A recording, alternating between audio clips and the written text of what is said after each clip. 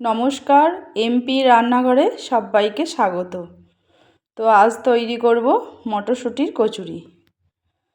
তো আমি মটরশুঁটিটাকে কীরকমভাবে কচুরিটা তৈরি করি তোমাদের সাথে শেয়ার করলাম। আর সাথে করব খুবই সিম্পল আলু দিয়ে মটরশুঁটি গাজর দিয়ে একটা তরকারি।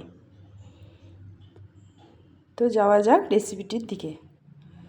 তো প্রথমেই আমি একটা মিক্সি জারের মধ্যে একটা বড় বাটির 1 বাটি মটরশুঁটিকে নিয়ে নিলাম। এবার দেব কিছুটা পরিমাণ আদা কুচি আর দেব 4টের মতো কাঁচা লঙ্কা।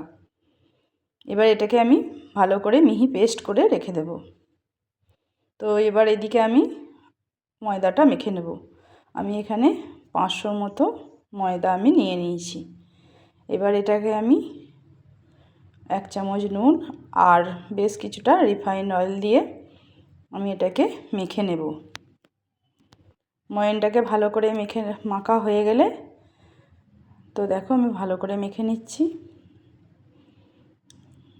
আমি ভালো করে মাখা হয়ে গেছে। এবার আমি এর সাথে যে মটরশুঁটির পেস্টটা তৈরি করেছিলাম সেটা আমি অল্প অল্প করে মেখে একটা ডো বানিয়ে নেব। এটা এই পেস্টটা দিয়ে মাখলেই হয়ে যাবে, জল দেওয়ার প্রয়োজন নেই। তো দেখো আমার ময়দাটা মাখা হয়ে গেছে। এবার আমি এটাকে একটু অল্প বাটার দিয়ে চারপাশ একটু লাগিয়ে দিয়ে একটা চাপা দিয়ে রেখে দেব আধ ঘন্টা থেকে প্রায় 1 ঘন্টা। আর এদিকে আমি এবার তার মধ্যে তরকারিটা বানিয়ে নেব।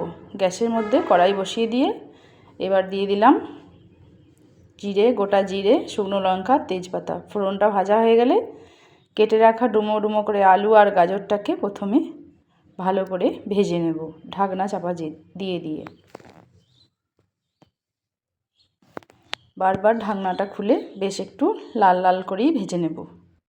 তো বন্ধুরা, রেসিপিটি দেখলে অবশ্যই একটা লাইক করে সম্পূর্ণ ভিডিওটি দেখবে। তো দেখো এবার নাড়াচাড়া করে নিয়ে আমি এর মধ্যে দিয়ে দেব একটা টমেটো কুচি। এবার এর মধ্যে দিয়ে দেব 1 চামচ হলুদ গুঁড়ো আর দিয়ে দেব 1 চামচ নুন। এবার একটু নাড়াচাড়া করে নিয়ে আমি এর মধ্যে বেশি কিছু মশলা দিয়ে দেব। 1/2 চামচ আদা বাটা, 1/2 চামচ জিরে গুঁড়ো, 1/2 চামচ ধনে গুঁড়ো, 1/2 চামচ কাশ্মীরি লঙ্কার গুঁড়ো আর ঝালের জন্য দেব একটু লঙ্কার গুঁড়ো।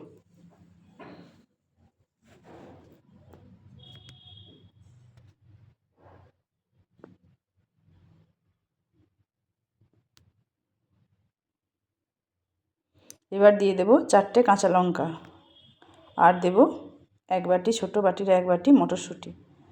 আবারও নাড়াচাড়া করে নিয়ে এবার আমি দিয়ে দেব 1 চামচ চিনি স্বাদটা ব্যালেন্স করার জন্য আর নুনটা অবশ্যই চেক করে দেব। এবার দিয়ে দেব বেশ কিছুটা জল। আলুটা প্রায় অর্ধেকটা সিদ্ধ হয়ে আছে।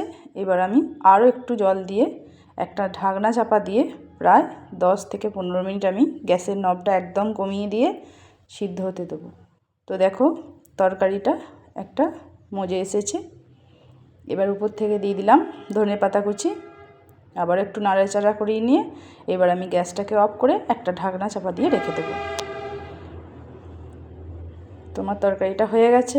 এবার আমি এদিকে ময়দাটাকে আর একটু বেশ ভালো করে ঠেসে নেব।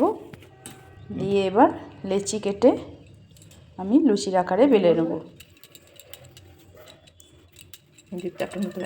তো বন্ধুরা অবশ্যই কমেন্ট করে জানাবে রেসিপিটি কেমন লাগলো।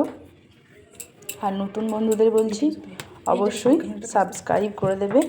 আর পুরনো বন্ধুদের পাশে থাকার জন্য অনেক অনেক ভালোবাসা। তো এইভাবে আমি লুচিগুলোকে একে একে বেলে নেব। এবার এদিকে আমি একটা কড়াই বসিয়ে দিয়েছি। এবার দিয়ে দিলাম রিফাইন্ড অয়েল। তেলটা গরম হওয়ার দিয়ে অপেক্ষা করব। তেল আমার চলে এসছে। এবার আমি লুচিগুলোকে একে একে ভেজে নেব।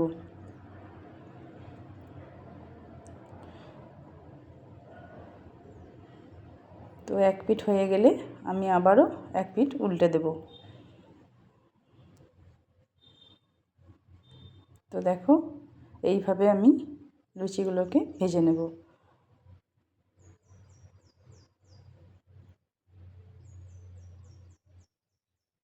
আবারও আমি সেমই একই পদ্ধতিতে এইভাবে দিয়ে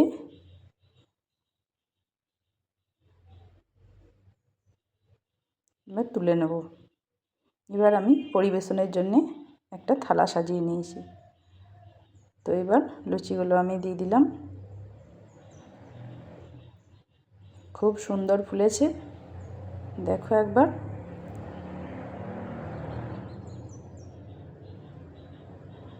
আজ তাহলে আসি, আবার দেখা হবে অন্য কোনো নতুন রেসিপিতে। সবাই ভালো থাকবে, সুস্থ থাকবে। নমস্কার।